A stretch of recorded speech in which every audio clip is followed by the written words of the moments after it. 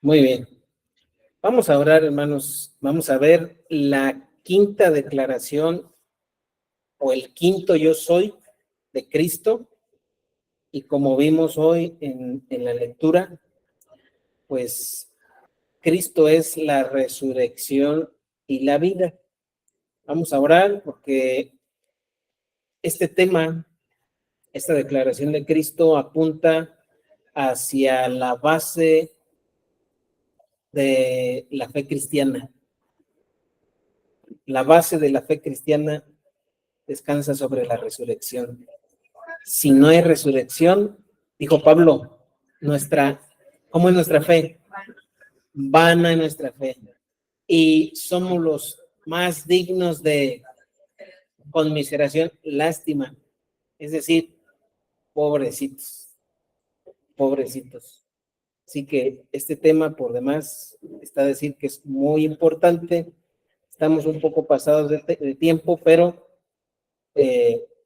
Dios mediante, vamos a verlo detenidamente. Le damos gracias, Padre, por un día más. Gracias por permitirnos estar reunidos aquí en tu nombre. Gracias, Señor, por tu bondad, tu misericordia con nosotros, porque solo tú eres digno, Señor, y siendo solamente tú digno, pues te has complacido, Señor, en darnos a conocer a Cristo por medio del Evangelio, Señor, que tú has preparado desde antes de la fundación del mundo y nos has escogido, Señor. Nos has elegido para que podamos ser bendecidos, Señor, por Él, por tu palabra, por su obra. Pedimos, Señor, que guardemos estas palabras, guardemos lo que Cristo dijo y vivamos, Señor, bajo la luz de la resurrección, dirigiendo nuestra vida, Señor, hacia encontrarnos contigo.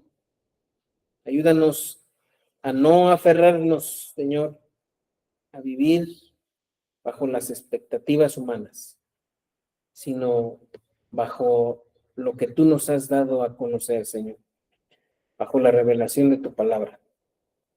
Lo pedimos en Cristo Jesús. Amén. Muy bien, hermanos, pues vamos a ver entonces este tema y vamos a dar pues un poco de velocidad. Bien, ¿qué es lo que podemos ver en esta imagen? En esta imagen podemos apreciar dos aspectos. Podemos ver un forro, una cáscara de un grano, de una semilla que está próxima a desintegrarse, a morir, a estar, ¿verdad?, formando parte de lo que en realidad somos según la Biblia. La Biblia dice que nosotros somos polvo, porque del polvo, fuimos tomados y al polvo hemos de regresar. Así ese cascarón, pues, se integra, ¿verdad?, nuevamente al polvo, a la tierra. Pero también vemos, por otra parte, una naturaleza nueva. Vemos una planta que recién va creciendo o recién germinó.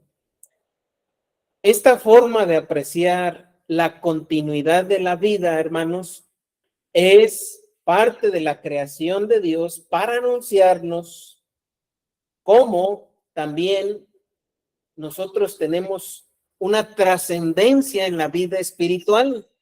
Nuestra vida no termina cuando morimos. Esta forma de pensar o esta pregunta más bien a la que se ha buscado durante todo el tiempo que el hombre ha estado en este mundo, prácticamente una respuesta a si hay una continuidad después de morir.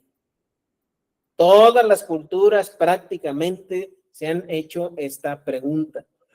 Y a partir de esta pregunta han surgido filosofías, religiones, pensamientos. Ahora que el hermano Chava mencionaba lo de la inteligencia artificial, ciertamente hay que tener cuidado.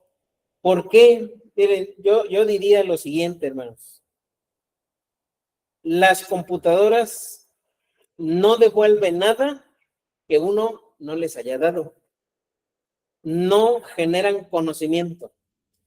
Lo que ellas generan es porque ya ha habido, ¿verdad?, un conocimiento previo. De hecho, podría decir, ¿verdad?, que la inteligencia artificial fue la que generó o la que ha generado pues esas corrientes de pensamiento, ¿verdad? Y es atinado, como decía el hermano, decir, el cristiano tiene la mente de Cristo.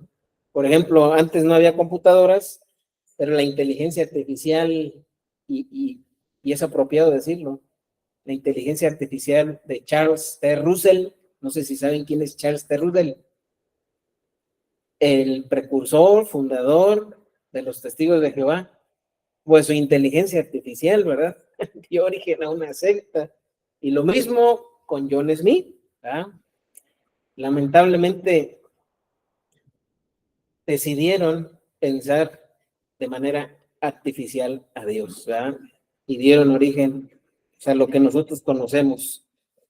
Y bueno, lo viejo tiene que morir para dar lugar a lo nuevo. Hoy entonamos un canto muy bonito, ¿verdad? Tienes que renacer, tienes que renacer.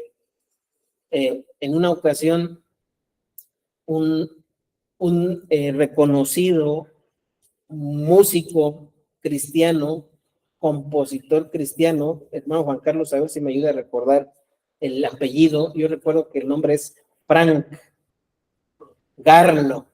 Bueno, este hermano, Frank Garlock, en una ocasión lo invitaron a un programa de radio en Estados Unidos muy conocido, reconocido en los círculos cristianos, y pues era como para tenderle una trampa, porque el hermano, además de ser músico, también era, porque ya falleció, era un cristiano celoso de las escrituras, ¿verdad? Y él componía, dirigía, escribía música cristiana guiado por las escrituras. Y él, ¿verdad?, pues no estaba de acuerdo con muchas de las tendencias de la música cristiana actual o contemporánea. Y entonces, lo invitaron al programa, y en el programa estaba un artista cristiano reconocido, y esta persona, ¿verdad?, pues lo habían invitaron al hermano Garlock, y entonces empezaron a platicar, y el hermano Garlock se dio cuenta de que la entrevista pues era a modo. ¿Para qué? Para hacerlo quedar mal. Y entonces este artista cristiano, ¿verdad?, le empiezan a decir, oye, ¿y tú qué opinas? Así como que haciendo quedar mal al hermano Garlock, porque se oponía a esos estilos musicales, dando argumentos bíblicos y pues dándole, ¿verdad?, la razón al artista cristiano contemporáneo. Y bueno, el hermano Garlock se dio cuenta y pues decidió no actuar, ¿verdad?, defendiendo sus derechos, y dejó que pasara la entrevista y todo.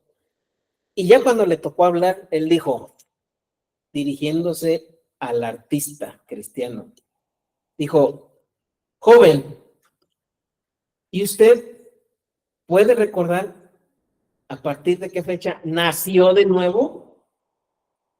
Y entonces el joven a quien él se refería empezó a decir, bueno, pues en alguna ocasión yo asistí a un concierto y tuve una experiencia. Y... No. ¿Cuándo nació de nuevo? Y no hubo una respuesta concreta, ¿no? Hermanos, viendo esta imagen, ¿verdad? Viendo esta imagen, todo cristiano Puede ser que no reconozca la fecha exacta, no se acuerde, no la recuerde. Puede ser que no tenga, es el 15 de mayo del 70, del 80, de los 90, no. Pero debe de haber un evento, un suceso, un antes y un después de cuando Cristo le hizo renacer. Eso es fundamental, ¿verdad? Porque a partir de ahí, nosotros podemos recordar que fuimos conscientes de nuestra necesidad y que era necesario que nosotros muriéramos al pecado para que Cristo empezara a vivir, ¿verdad?, en nosotros. Y ya no vivo yo, sino Cristo. Ese es el punto, ¿verdad? Sino Cristo vive en mí. Y entonces con esta expresión, con este yo soy de Cristo, que vamos a ver en 3 puntos solamente, pues vamos a recordar la importancia de la resurrección en la vida del creyente, ¿verdad? Sobre todo por la promesa que ostenta Cristo cuando dice, yo soy la resurrección y la vida. El que cree en mí, aunque esté muerto, vivirá. Bueno, entonces vamos a ver estos 3 puntos. Muy sencillo, ¿verdad? Y muy lógico. La muerte de Lázaro. Punto 1. Punto 2. Jesús, la resurrección y la vida. 3. La resurrección de Lázaro. La muerte de Lázaro, Jesús, la resurrección y la vida, y la resurrección de Lázaro. Vamos primero por la muerte de Lázaro. Y vámonos, por favor, al capítulo 11 de Juan, del Evangelio de Juan. Vamos a leer algunos versículos, ya no los vamos a leer todos. ¿Qué podemos decir acerca de la muerte de Lázaro, hermanos? Bueno, la muerte de Lázaro fue la señal cumbre y la más potente del ministerio de Jesús, la cual Cristo usó para darle la gloria al Padre y para que Él mismo fuese glorificado. Miren cómo es tan fácil, ¿verdad?, enfocarnos en cosas que no son el centro de los propósitos de Dios, hermanos. Uno podría decir, ¿en qué nos beneficia la resurrección de Cristo? Pues sí, bueno, pues para darnos vida.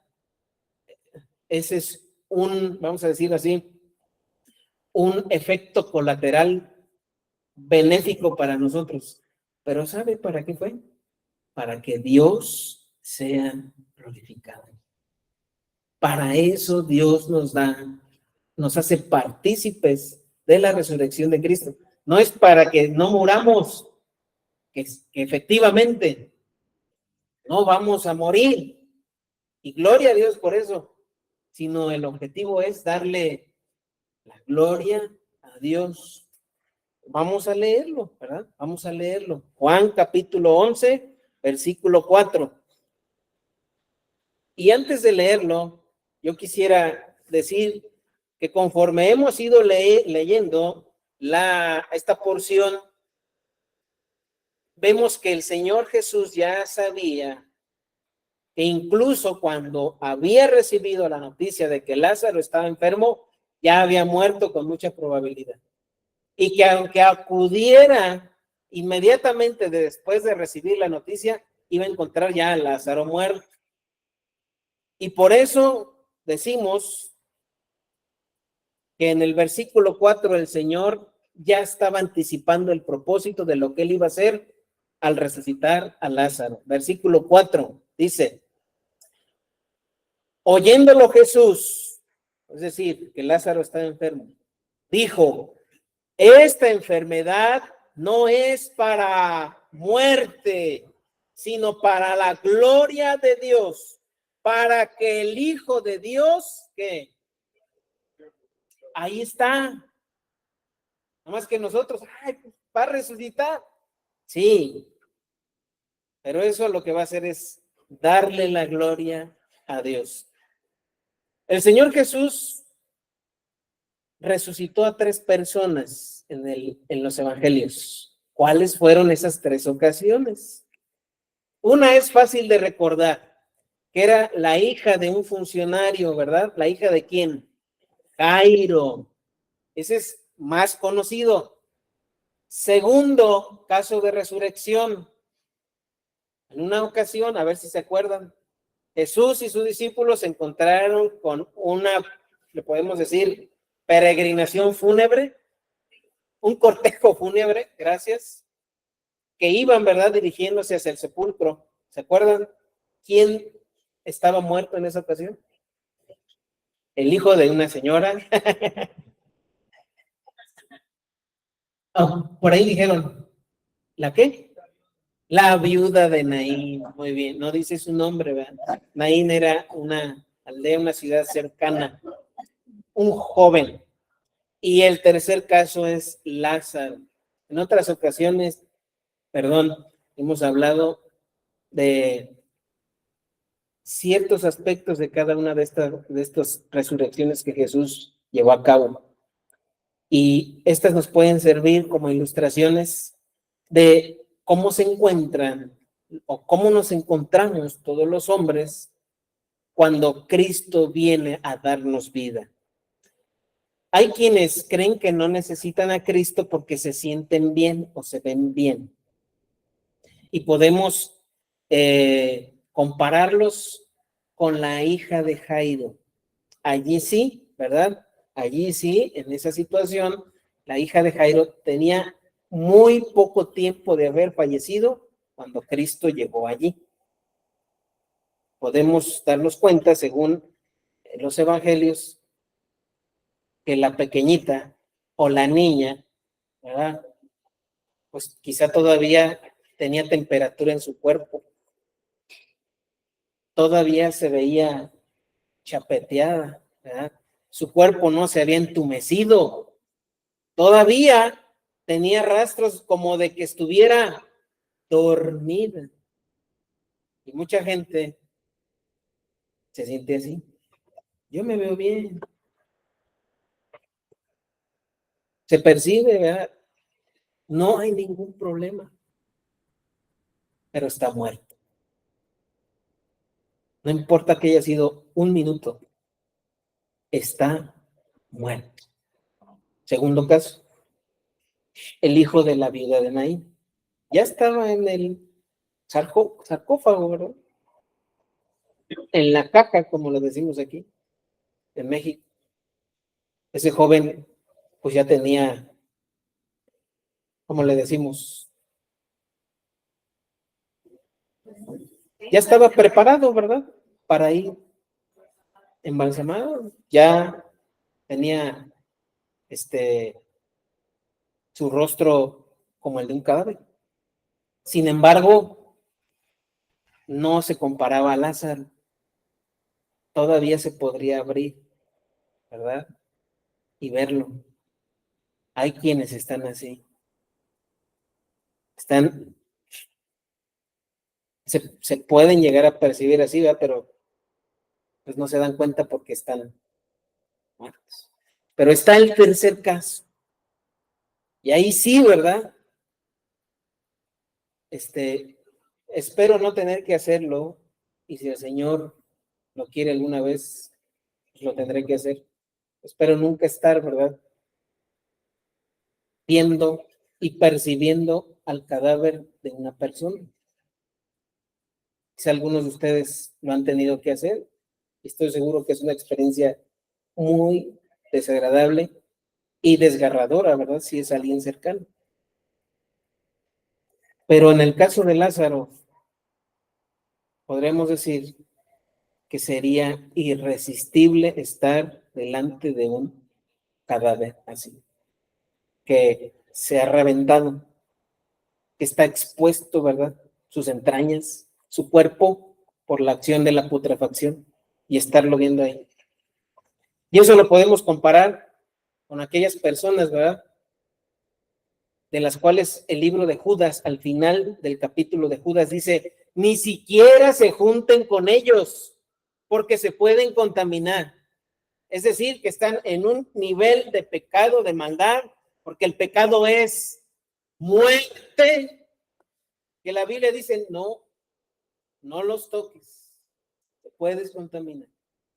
Un nivel de pecado tal que solamente la voz de Cristo, como cuando le dijo a Lázaro, Lázaro, ven fuera. Y el poder de Dios hizo que Lázaro saliera. El poder de Dios es el que cambia la vida aún de esas personas. Pero hablando del milagro de la resurrección de Lázaro, fue la señal cumbre, hermanos. Hay milagros, ¿verdad? Que el Señor hizo, como la sanidad de varios, la restauración de quienes habían nacido con defectos de nacimiento, el ciego, el paralítico, la multiplicación de los panes y de los peces, caminar sobre el agua. Todos esos fueron, ¿verdad?, portentos que Cristo realizó. Pero la resurrección de Lázaro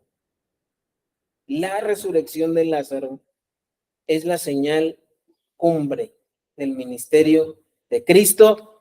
Y veamos, ¿verdad?, por qué el Señor lo hizo. Él dijo por anticipado por qué lo iba a hacer. Versículo 4. Esta enfermedad no es para muerte, sino para la gloria de Dios, para que el Hijo de Dios sea glorificado por ella.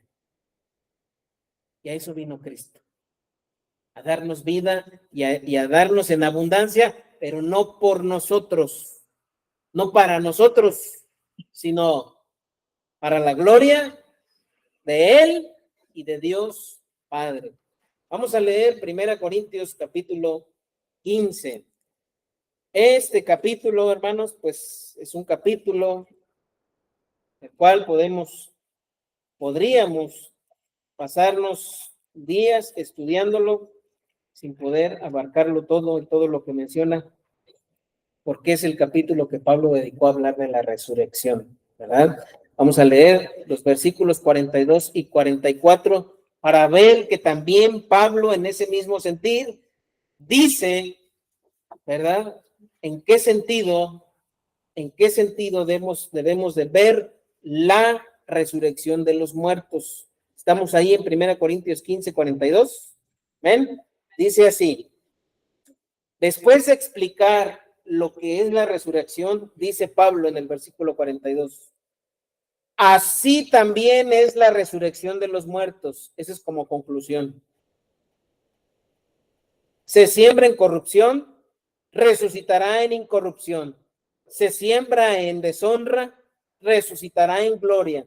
Se siembra en debilidad, resucitará en poder. Se siembra cuerpo animal, resucitará, perdón, 44, se siembra cuerpo animal, resucitará cuerpo espiritual. Hay cuerpo animal y hay cuerpo espiritual. Y antes de eso,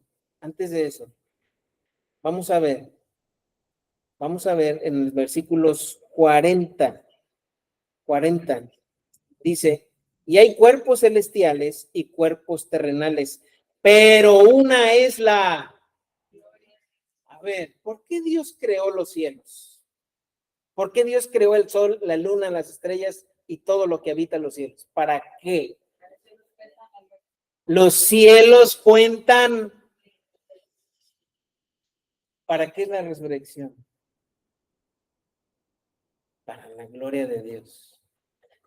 Fíjese, muy fácil podemos desviarnos. ¿Para qué Dios creó el sol y la luna? Pues para darnos luz. Pues claro. ¿Para guiarnos en la noche? Pues sí. No. Cielos cuentan. ¿Para qué es la resurrección? Para la gloria de Dios, ¿verdad? Entonces, en eso consistió el milagro que Cristo realizó de resurrección en Lázaro. La muerte de Lázaro fue una ocasión que Jesús usó para darle la gloria al Padre y para que Él mismo fuese glorificado. ¿Quién va a ser glorificado en la resurrección de cada creyente? Dios, el Padre. Cristo va a ser glorificado. Muy bien. Ahora vamos al segundo punto. Jesús, la resurrección y la vida. Cuando Jesús utilizó esas frases del yo soy, hermanos, a veces suena un poquito abstracto. ¿Qué es abstracto? Pues difícil, de concebir, de imaginarnos, ¿verdad? Y de ahí vienen muchas distorsiones, muchas malas interpretaciones y prácticas y malas prácticas, por un mal entendimiento de la Biblia. Por ejemplo, la transubstanciación, ¿verdad?, de la Iglesia de Roma, pues equivocadamente tiene su fundamento en lo que Cristo dijo, de que Él es el pan de, bueno, pues, y esa doctrina, pues es básicamente en que Cristo es literalmente, ¿verdad?, el objeto que se ingiere. La hostia es literalmente el vino que se bebe, y no puede ser así. Ahí es donde no hay un entendimiento claro. Entonces, cuando Cristo dice, yo soy la resurrección y la vida, de por sí la resurrección es un concepto difícil de entender, ¿verdad? ¿Cómo es eso de que Él es la resurrección? Bueno, tratando, ¿verdad?, de ser práctico para que entendamos lo que Cristo dice por medio de esas frases del yo soy. Vamos a leer lo que está aquí. Si algo está tan estrechamente asociado con una persona o cosa en particular, tal cosa o persona se usa para identificar aquello con lo que sea que esté tan estrechamente asociado. Eso se utilizaba mucho por los judíos. Usted sabe que el lenguaje judío era un lenguaje limitado, el idioma hebreo, más bien. El idioma hebreo era un lenguaje limitado. Hoy en día hay múltiples idiomas y lenguajes que utilizan muchos recursos idiomáticos. El español es uno de ellos. Ni siquiera el inglés también hay muchas palabras que se utilizan para una misma cosa, ¿no? Pero hay idiomas que ya cuentan con todos esos recursos. Bueno, si hoy en día todavía hay idiomas limitados en ese sentido, en aquel tiempo más. Entonces, ¿cómo explicarle en palabras del idioma hebreo a quienes hablaban hebreo lo que es la resurrección? Y podría entenderse con ciertos términos, pero de tal forma que entendieran que Cristo, ¿verdad?, es la base, el fundamento de la resurrección de los muertos. ¿Cómo le harías? Fácil. Yo soy la resurrección y la vida. Y como esta es una idea que mencionamos anteriormente, este pensamiento de la vida después de la muerte es algo que en todas las culturas ha existido, pues vamos a ver cómo se percibía y cómo Dios también hablaba al corazón de los hombres en aquellos tiempos. Como ejemplo vamos a ver Job, por favor, Job capítulo 14. Job capítulo 14.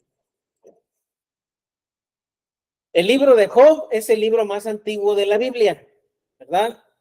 Podemos más o menos ubicar el tiempo del libro de Job.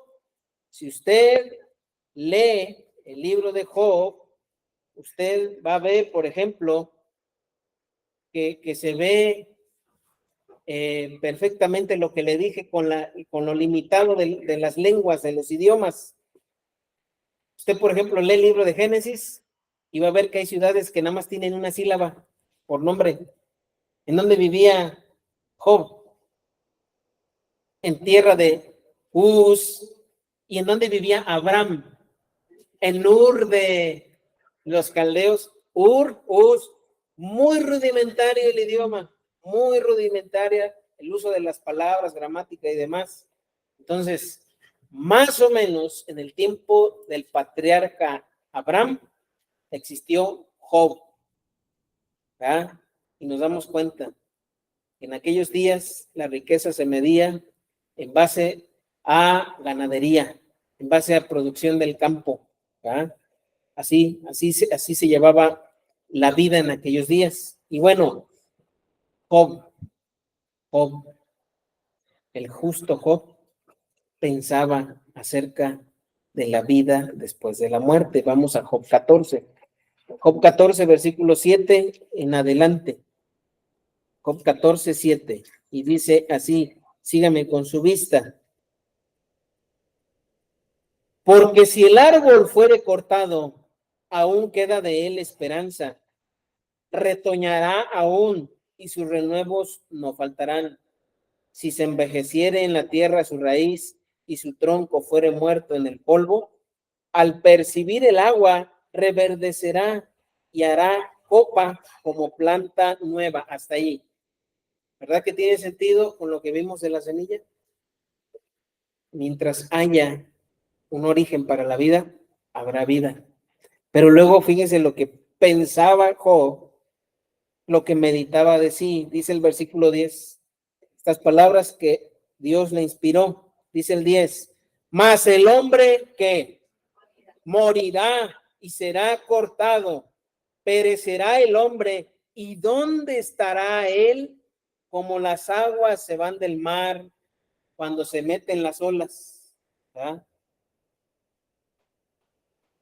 Como las aguas se van del mar y el río se agota y se seca, así el hombre yace y no vuelve a levantarse. Hasta que no haya cielo, no despertarán, ni se levantarán de su sueño. Oh, ¿quién me diera que me escondieses en el Seol, que me encubrieses hasta apaciguarse tu ira, que me pusieses plazo y de mí te acordarás? Si el hombre muriere, ¿qué se preguntaba Job? Volverá a vivir. Esto estaba en el pensamiento de Job y también los hombres se preguntaban eso. Pero en ese tiempo, hermanos, no se tenía una revelación como la que tenemos hoy. Gracias a Dios. Pero Dios consolaba a Job. Mire, vamos a leer el capítulo 19, versículos 25 al 27. Por cierto, conviene que leamos el título del capítulo 19. El título del capítulo 19 en nuestra Reina Valera, nuestra Biblia Reina Valera dice, Job confía en que Dios lo justificará. Bueno, ahora vamos a leer los versículos 27 en adelante, 25, perdón, en adelante. Dice, ¿me ayudan a leerlo ustedes, por favor? ¿Qué dice? Dios sé que tu redentor vive y al fin se levantará sobre él. Y después de deshecha esta mi piel, en mi carne he de ver a Dios. Hasta el 27. Habrá que ver por mí mismo, y mis ojos lo verán, y no otro, aunque mi corazón desfallece dentro de mí. Hermanos, desde aquel entonces, los hombres que temían a Dios, aunque no tenían una claridad como la que Cristo estaba dando a conocer por medio de la resurrección de Lázaro, ya tenían claro que es Dios y solo Dios el que traía de la muerte. Yo sé que mi Redentor vive en mi carne. O sea, yo mismo con mi cuerpo, con mis ojos, ¿de qué forma? Si yo voy a ir al polvo, no sé, no sé. Pero Dios es quien me puede volver a la vida para poder apreciarlo. Desde entonces, ¿verdad? Desde entonces. Ahora vamos a regresarnos, por favor, a Juan, capítulo 11. Juan, capítulo 11. En los tiempos de Cristo, en los tiempos en los que en el tiempo que se desarrolló su ministerio, los israelitas estaban divididos entre si había resurrección y no. Una buena parte sí creía en la resurrección de los muertos, aunque también había quienes no. Y entre las sectas de los mismos judíos había la secta de los saduceos que decían que no iba a haber o que no había resurrección. Y en una ocasión ellos tentaron a Cristo, ¿se acuerdan? Que le dijeron, Señor, en una ocasión, ¿verdad? Una mujer se casó, ¿verdad? Se hizo un matrimonio, pero el marido falleció y su hermano la tomó, y así, ¿verdad? Con 7 hermanos. Ellos no creían, pero ¿por qué dijeron que la resurrección? Pues para tentarlo. Y entonces, Cristo, ¿verdad?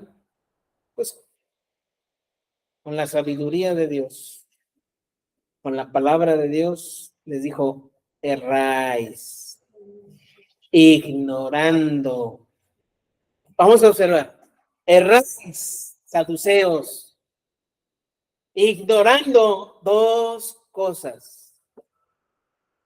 El poder de Dios y las escrituras. Eso es lo que ignoraban estos hombres al no creer en la resurrección. En el Antiguo Testamento hubo milagros de resurrección, ¿verdad?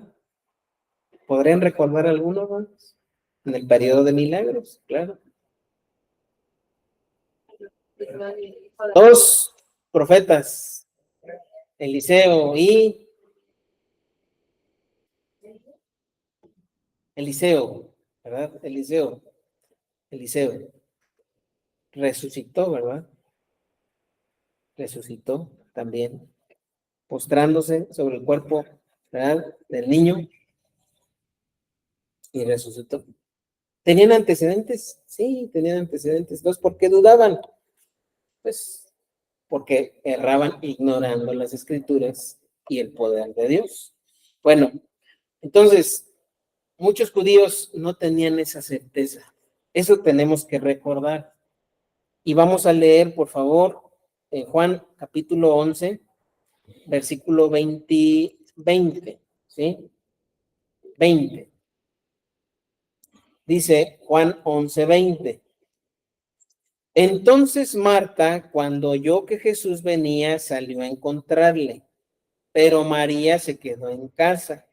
Y Marta dijo a Jesús, Señor, si hubieses estado aquí, mi hermano no habría muerto. Mas también sé ahora que todo lo que pidas a Dios, Dios te lo dará. Jesús le dijo, tu hermano resucitará. Vamos a hacer una pausa. Al decir Marta, Señor, si hubieses estado aquí, mi hermano no habría muerto. Pues ella estaba recordando que Jesús hizo muchas sanidades y que hubiera sido, ¿verdad? También sanado Lázaro para que estuviera vivo. No estaba pensando en la resurrección, hermanos, todavía. Ahorita vamos a leer para sustentar eso. A partir del 23, Jesús le dijo, tu hermano resucitará. Le está diciendo, va a resucitar por lo que iba a hacer Jesús en la vida de Lázaro. Pero ahora, vamos, vamos a ver, versículo 24.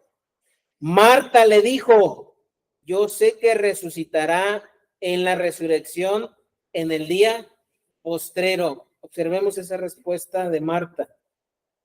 Marta creía en la resurrección, pero ella creía que en el día postrero, ¿cuál es ese día postrero? Jesús enseñó acerca de ese día postrero.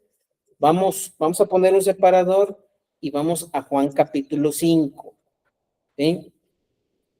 Jesús enseñó acerca de esa ocasión, ese tiempo, esas circunstancias a la que se refiere aquí como el día postrero. Dice Juan 5, vamos a leer desde el 24, un poco antes quizá. Vamos a leer desde el 19, ¿sí? Desde el 19.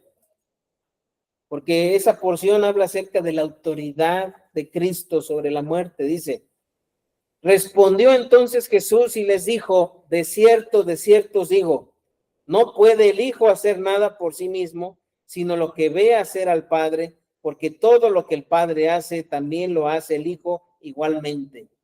La deidad de Jesús. Porque el Padre ama al Hijo y le muestra todas las cosas que él hace, y mayores obras que éstas le mostrará, de modo que vosotros os maravilléis. Porque como el Padre levanta a los muertos y les da vida, así también el Hijo a los que quiere da vida. Porque el Padre a nadie juzga, sino que todo el juicio dio al Hijo,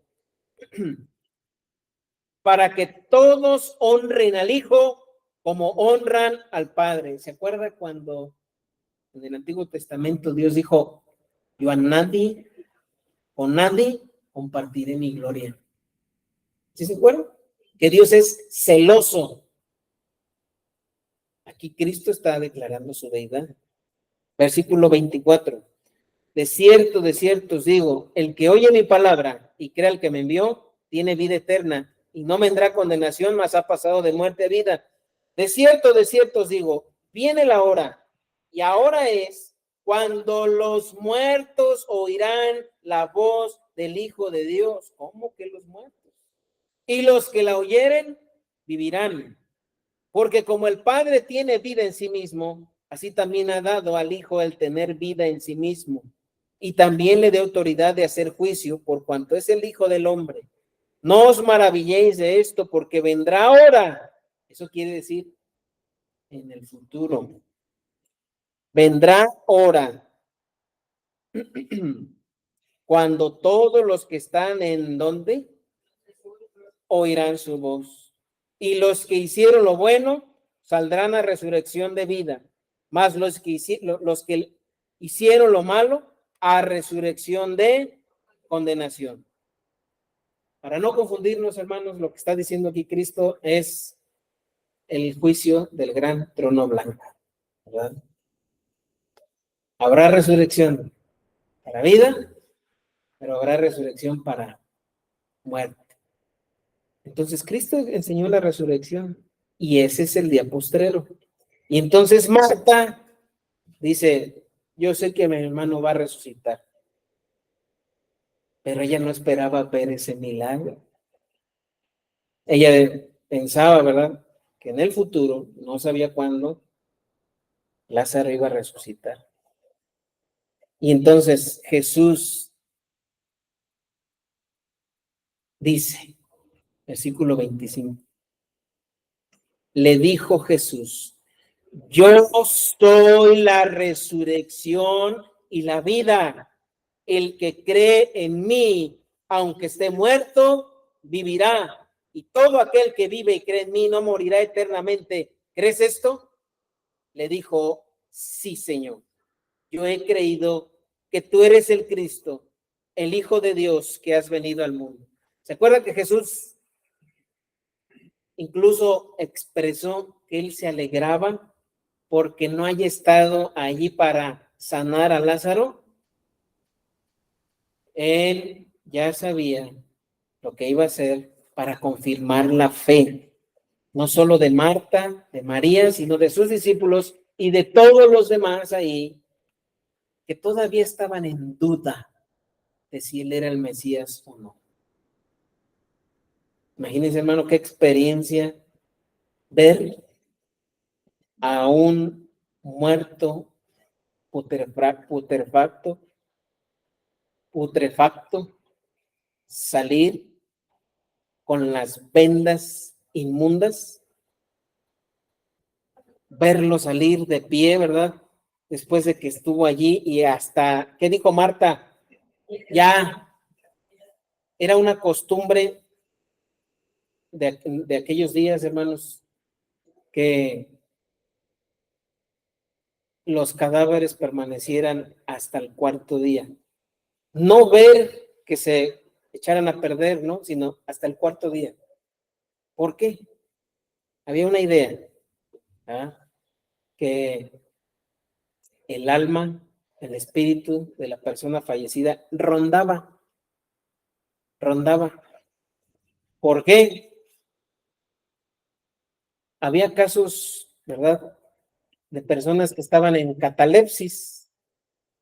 Es cuando se levantan, ¿verdad? En aquel tiempo no había muchos avances médicos, obviamente, y las personas se reanimaban, ¿verdad? Después de haber pensado que estaban muertos por la enfermedad, lo que sea, se reanimaban. Entonces querían cerciorarse. Cuando ya el cuerpo se echaba a perder, es que sí, ya estaba muerto. Pero mientras no se echara a perder, todavía, ¿verdad? Podrían pensar pues, que iba a levantarse. Pero en el caso de Lázaro no fue así. En el caso de Lázaro, Marta dijo, no, Señor, no abran la puerta. Sería algo grotesco, vergonzoso. No queremos que el recuerdo de Lázaro entre los demás que le conocían, no dijo así, ¿verdad? Pero esa es la idea. Lo vean así. Porque, ¿qué ha experimentado usted cuando ve un cadáver en la carretera? Son de las cosas que no se me va a olvidar. Por eso digo, no quiero, ¿verdad? No me gustaría tener esa experiencia, a menos que así el Señor me hiciera pasar. De quizá 5 minutos antes del accidente, me tocó pasar y ver a un cadáver de una mujer expuesto ahí en la carretera. Entonces, es algo muy impactante. Entonces, ver a alguien así, y sobre todo si es alguien cercano a ti, no es algo agradable. No, Señor. No. Quiere. Entonces, Jesús dice este pasaje que estaba muy conmovido. Esa palabra conmovido, hermanos, también le podemos poner absorto. Cuando leemos conmovido, tenía, ¿verdad? Aprecio. No, estaba afectado. ¿Por qué estaba afectado? Porque él, habiendo hecho todos los milagros y portentos, todavía, sí, Señor, te creemos. Yo soy la resurrección y la vida. Mira cuánto le amaba. A eso es a lo que se refiere, ¿verdad? Cuando estaba conmovido. Y entonces Jesús, ¿no creen? Quiten la piedra. No, Señor, no. No. Pero entonces Jesús en el 40 dice, no te he dicho que si crees verás la gloria de Dios. Otra vez, la gloria de Dios. No dice, vas a ver a Lázaro vivo. No te he dicho que si crees verás la gloria de Dios. Entonces quitaron la piedra, dice el 41, de donde había sido puesto el muerto. Y Jesús, alzando los ojos a lo alto, dijo, Padre, gracias te doy por haberme oído. No fue una petición, hermano. Fue una acción de gracias. Fue una acción de gracias. Y habiendo dicho esto, clamó a gran voz, Lázaro, ven fuera. Y entonces, hermanos, aquí podemos decir que el hombre se encuentra en la misma situación de confianza, de fe o eh, de ser escéptico. Cuando el hombre se le cuestiona acerca de la existencia de Dios, normalmente apela a la existencia del universo. ¿Cómo? A ver, demuéstrenme que Dios creó todo lo que existe. Y entonces solamente hay dos opciones. ¿Crees o no crees? O puedes darle una respuesta de inteligencia artificial. Bueno, creo, pero en la evolución. Creo en el Big Bang. Creo, no. Aquí también, cuando hablamos de la resurrección, pero cómo se lleva a cabo qué hizo? ¿Crees o no crees? Y entonces Jesús, ¿verdad? Ahora entendemos por qué él estaba conmovido, estaba absorto por la incredulidad, por la falta de confianza que tenían Marta, María, sus discípulos y la gente que estaba ahí alrededor. Los que decían, pues no fue este el que le abrió los ojos al ciego, que no habría podido también hacer que Lázaro no muriera. O sea, eso es lo que tenían, ¿verdad?, en su mente. Jesús dice, yo soy la resurrección y la vida. Yo soy la resurrección y la vida. Y entonces terminamos con estos pasajes viendo que la muerte física, hermanos, no pone fin a la vida que Cristo da al creyente, sino que cuando su cuerpo muere, no es el día que él o ella muere, sino que ese día se vuelve más consciente de la realidad de lo que jamás ha estado o había estado. A mí me hubiera gustado preguntarle a Lázaro, Lázaro, ¿tienes miedo de volver a morir? ¿Qué creen que haya respondido Lázaro? Lázaro, ¿tienes miedo de volver a morir? Hermanos, en los tiempos del Nuevo Testamento, una de las tantas preguntas que yo me he hecho es, ¿qué argumento tenían los cristianos para soportar tal persecución? Persecución de muerte. ¿En qué apoyaban su fe? ¿Cómo se sostenían? ¿Por qué no tenían miedo a morir? Porque muchos no habían visto a Jesús, muchos otros sí, pero muchos otros no. Era legítimo que ellos dijeran, híjole, pues tengo mis dudas, ¿verdad? Pero ¿qué les sostenía? ¿Qué les hacía permanecer firmes en sus convicciones, en su fe y no desmayar? Pues yo me atrevo a decir que su confianza en la resurrección. Su confianza en la resurrección. Acabamos de leer, ¿verdad?, los versículos 43 y 44 de Juan 11. Ellos estaban más conscientes de lo que significaba la resurrección. Muy conscientes. ¿Qué tan conscientes estamos nosotros acerca de eso? Y con esto vamos a terminar y a tener un par de aplicaciones, hermanos. Primero, debemos confiar en quien es la resurrección y la vida, de tal forma que no temamos morir. Todos, absolutamente todos, vamos hacia la muerte, hacia el tiempo de nuestra muerte. Y voy a poner una ilustración de este mismo pasaje. ¿Cuál de los apóstoles era conocido como el Dídimo? Tomás.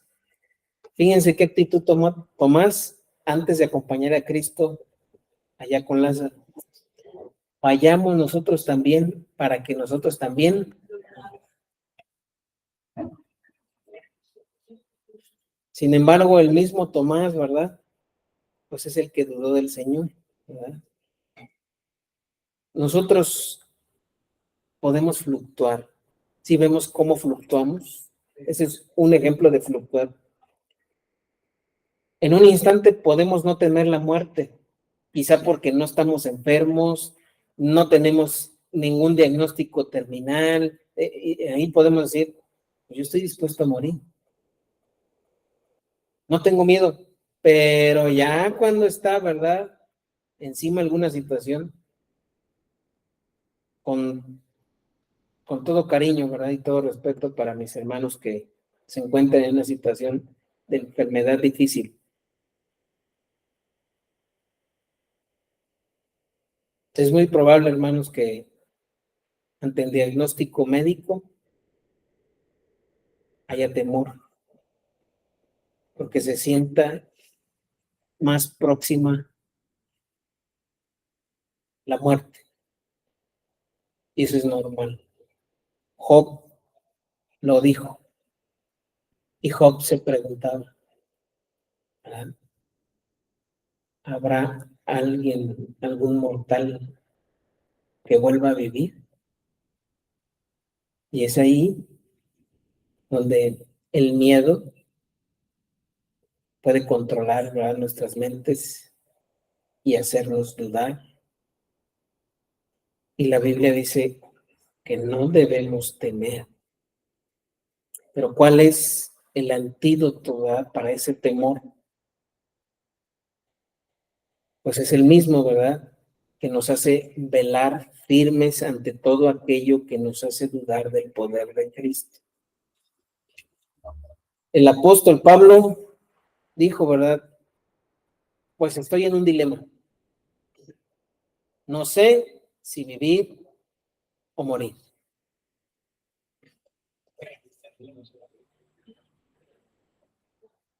Porque si muero, qué gozo,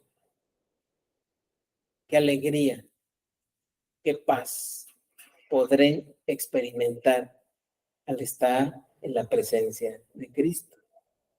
Pero también, mientras estoy en vida, es provechoso para mí y para con quienes estoy. Porque lo que hacía Pablo es ayudar a los demás a que estuvieran firmes, esperando en el poder de Cristo. Y eso es lo que debemos hacer. Miren, vamos a leer dos porciones que yo considero importantes para que nos quede claro esto acerca de la resurrección. Primero a los Corintios, capítulo 15, versículos 29 al 34, y dice así. Primero a los Corintios, capítulo 15, versículos 29 al 34. Dice, esta porción que vamos a leer, el apóstol Pablo da las razones, ¿verdad? Estas dos razones. Tanto confiar como velar en el poder de Cristo. Dice, de otro modo, ¿qué harán los que se bautizan por los muertos si en ninguna manera los muertos resucitan? ¿Por qué pues se bautizan los muertos? Por los muertos, perdón. ¿Y por qué nosotros peligramos a toda hora? A ver, voy a detenerme tantito en el 29 y explicar un poco porque se puede confundir. Que alguien se bautice por los muertos no es una práctica especial, ¿no?, en el cristianismo. No. ¿Qué es lo que quiere decir Pablo aquí?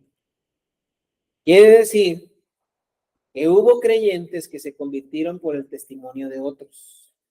Y que el testimonio de esos creyentes que ya partieron, ¿verdad?, ya murieron, hizo, ¿verdad?, que la fe de los que quedaron tomara decisiones de consagración, en este caso, para bautizarse. No que yo me tenga que bautizar por alguien que ya murió, no. es que por el testimonio de aquel cristiano fiel, su convicción, su fe en Cristo, me impulsó, me ayudó a que yo también, ¿verdad?, conociera del Señor y tomara una decisión de consagración como lo es el bautismo. Un paso de obediencia a Dios. Entonces, si no hay resurrección y esa persona que dio testimonio para que el otro también creyera y bautizara, pues me defraudó, ¿verdad? Me echó mentiras. No, no es así. Eso es lo que quiere decir. Ahora, versículo 30. ¿Y por qué nosotros peligramos a toda hora? Os aseguro, hermanos, por la gloria de vosotros, que de vosotros tengo en nuestro Señor Jesucristo, que cada día que muero. Eso quiere decir que Pablo se dedicaba en su ministerio, aún estando expuesto a la muerte, y sigamos leyendo, versículo 32. Si como hombre batallé en Éfeso contra fieras, ¿qué me aprovechan? Si los muertos no resucitan, comamos y bebamos porque mañana moriremos. Y uno puede decir que en Éfeso pues había leones, había osos. No, está hablando de las personas. ¿Se acuerda qué le pasó a Pablo cuando llegó a Éfeso? ¿Verdad?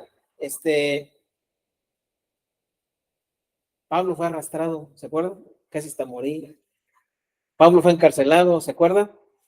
¿Sí? Pablo pasó por muchas situaciones con personas que eran como animales. Por eso decía, me enfrenté a fieras, batallé con fieras, no con un oso, no, con personas que estaban dispuestas a matarlo. Eso es lo que quiere decir. Pablo tenía miedo. ¿Cómo hacía Pablo para resguardarse de ese miedo natural que le suscitaba? Ahora vamos a leer. Vamos a dejarle aquí, ¿verdad? No es cierto. Vamos a leer los 33 y 34. Versículos 33 y 34. Dice, no erréis. Las malas conversaciones corrompen las buenas costumbres. Velad debidamente y no pequéis, porque algunos no conocen a Dios. Para vergüenza vuestra lo digo. La forma en la que nos daremos cuenta que no tememos estando vivos es que estaremos velando.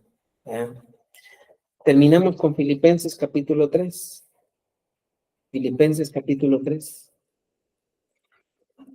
Dice, versículo 2, y también en el mismo tono, ¿verdad?, que leímos ahorita en 1 Corintios 15, dice, guardaos de los perros, guardaos de los malos obreros, guardaos de los mutiladores del cuerpo, porque nosotros somos la circuncisión, los que en espíritu servimos a Dios y nos gloriamos en Cristo Jesús, no teniendo confianza en la carne.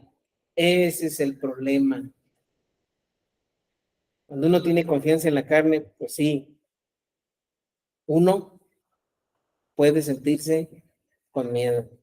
Versículo 4. Aunque yo tengo también de qué confiar en la carne. Si alguno piensa que tiene que confiar en la carne, yo más. Circuncidado al 8º día, del linaje de Israel, de la tribu de Benjamín, hebreo de hebreo, en cuanto a la ley, fariseo, en cuanto a celo, perseguidor de la iglesia, en cuanto a la justicia que es en la ley, irreprensible. Pero cuantas cosas eran para mí ganancia, las he estimado como pérdida por amor de Cristo.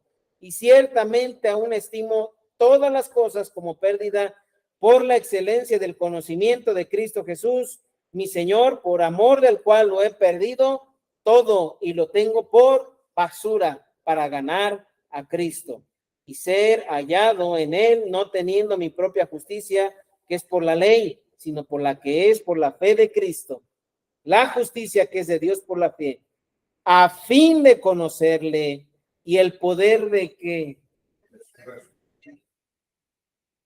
Ahí está, hermanos. El poder de su resurrección y la participación de sus padecimientos, llegando a ser semejante a él en su muerte. Si solamente nos enfocamos en los sufrimientos de Cristo, hermanos, es muy probable que estemos dispuestos a claudicar. Si yo solamente pienso en el sufrimiento, ¿qué voy a hacer? No, pues, nos estamos predisponiendo, ¿verdad?, para fracasar en nuestra confianza en Dios. Pero Pablo, yo también digo, pues, ¿cómo Pablo aguanta? ¿Pues masoquista o qué? Pues, si nada más dice, ¿verdad? Sufrimiento, sufrimiento. No, aquí está. A fin de conocerle y el poder de su resurrección. Es lo que sostenía Pablo y a todos los creyentes que fueron llevados al circo, que fueran crucificados por Roma en masa. ¿Qué les hacía decir? Cristos curios y no César curios. Cristo es el Señor y no César es el Señor. El dolor, no. El poder de la resurrección. Ahora, el miedo es natural, hermanos. Pero el Señor, ¿verdad?, resucitó. El Señor resucitó. Por eso Él es, como dice el libro de Hebreos, autor y consumador de la fe. Y por eso debemos confiar, aún en el momento más oscuro de nuestra vida, porque aún, ¿verdad?, en el valle de sombra y de muerte, Dios, Cristo, está con nosotros. No debemos de temer. Y los que estamos aquí, como dijo Pablo, para mí el vivir es Cristo, debemos velar por mantenernos firmes ante todo aquello, que nos hace dudar del poder de Cristo. Vamos a orar, hermanos. Señor, te damos gracias por tu palabra. Gracias por el testimonio que nos dejaste a través de ella. Señor, tú sabes que nuestra vida es frágil y nos sentimos inseguros, temerosos por el hecho de pensar siquiera, Señor, esta vida, esta bendición, Señor, que nos has dado en nuestra vida, hemos de dejar de experimentarla. Nos aterra pensar en la muerte. Y no queremos pensar por todo lo que representa, Señor, pero al pensar en que tú, Señor Jesús, eres la resurrección y la vida, tenemos que pensar en la muerte. Y tenemos, Señor, que abrazar tu promesa de vida eterna, Señor, en nuestra vida. Ayúdanos a vivir con sabiduría, a que cada día, Señor, vivamos velando, Señor, confiando, como el viajero que está en espera de llegar a su destino, con paciencia aguardar el tiempo de nuestra llegada.